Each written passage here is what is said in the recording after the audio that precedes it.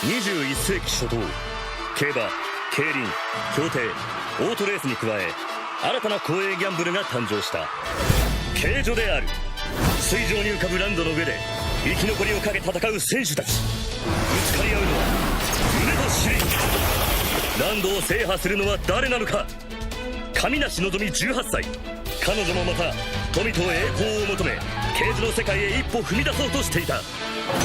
その熱き道のりは今始まったばかりである。 Welcome to the 16th episode of Talkisoba with our review of the 2016 fall season anime, Keijo. I'm Anime Casual Nate, as always here with the anime fanatic Malesh. Hey guys. Keijo was such a wacky anime, but at the same time, something I hadn't really seen before. I hope your parents don't walk in on this review, because some of these clips are steamy. What were your initial impressions, Malesh? Well, Nate, Keijo caught my attention early on when the first trailer came out for it, because it just looked so ridiculous, I really just couldn't believe it. From that moment, I knew I had to watch it, no matter what. After watching it, it turned out to be a lot better than I thought, and it actually was a comedy sports anime, so let's dive right in. Keijo debuted in the fall season 2016 with a 12-episode run. Keijo really is a sports anime, but the sport of Keijo itself is a little unusual. Well-endowed women must face each other on a platform in the water, with the goal being to knock the other women off and be the last one standing. The only rule is that you can only make contact with your breasts and buttocks. That's it. Within the anime, everyone takes Keijo very seriously, and there's a ton of genuine sports anime tropes. The juxtaposition of intense sportsmanship and competition, with it all being about butts and boobs, is truly hilarious. Keijo begins with our main character Noizumi and her best friend Miyata joining the illustrious Satoshi Keijo school in order to prepare them to go pro. From there, the story follows the girls on their journey to become master Keijo players. You see the typical training arcs, competing against another school arcs, and many other sports anime story elements sprinkled throughout the show. Being a lover of most sports anime, it surprised me at how well Keijo managed to capture the essence of what makes sports anime great. Seeing the characters become stronger players and manage to take out cocky players from other schools was extremely satisfying. It also helps that the majority of the Keijo matches were fun to watch and always kept me on the edge of my seat. The battles are hilarious with how the characters will use their butts and breasts to defeat their opponents. Lastly, the ending did set us up nicely for a season 2 if there is going to be one. Now, I'm going to talk about the characters. Most sports anime generally have the same plot. It's either win the big tournament or become the best player ever. It's essential to have a group of developed characters to set it apart. Sadly, Keijo does not have a fully developed cast of characters, due to the fact that this studio cut out many of the minor character stories due to time constraints. However, the main character Noizumi and her primary friends Miyata and Aba do get a decent amount of characterization. And while most of the other characters aren't fully developed, they are still inherently fun and wacky characters that will make you remember them always. All in all, sports anime thrives on having a group of lovable characters, but due to Keijo's short length, it could not deliver on that.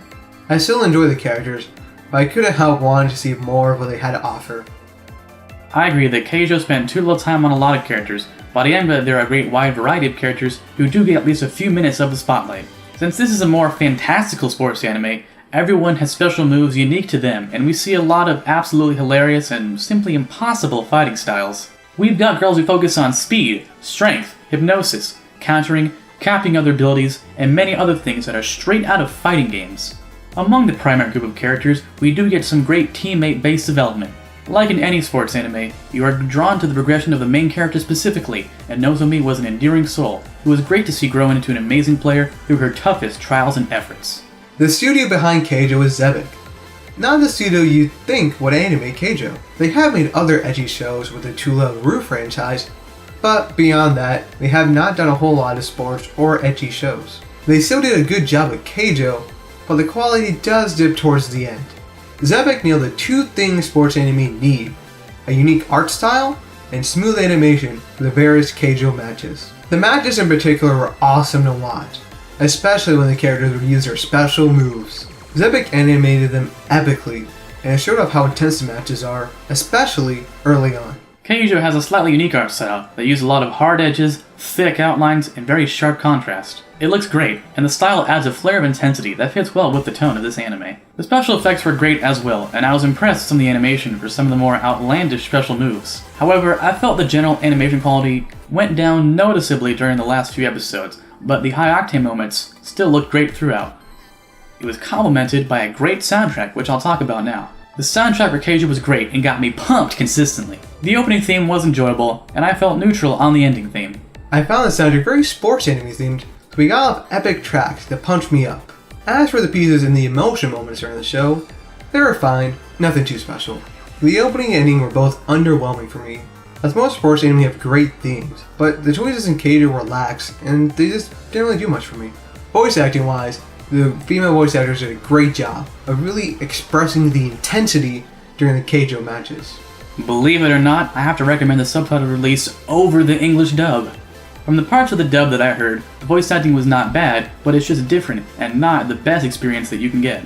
There's just an element of hype and zaniness that I felt was not present in the dub. As an aside, I will say these subtitles are the best subtitles I've ever seen. I don't really point out the quality of subtitles themselves, but these subtitles are in a new tier of greatness for translating comedy and retaining maximum hilarity and perfect timing. More than any other anime I've seen, I had to pause and rewind because I just couldn't believe what I was reading, and I couldn't believe how well it complemented the very unique Japanese voice acting.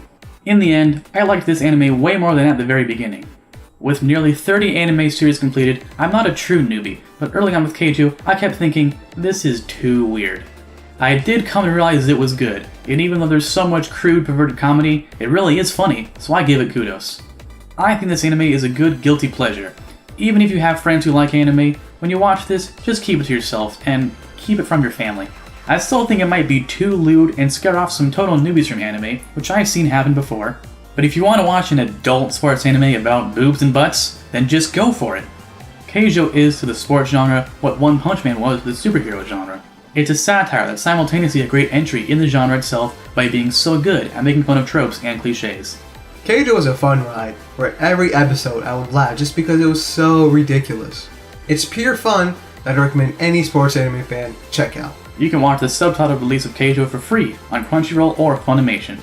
As always, if you've already watched Keijo, click the first link in the description for our post-review discussion, which includes minor spoilers. Thanks for watching our review of Keijo. Please give it a like or comment for feedback.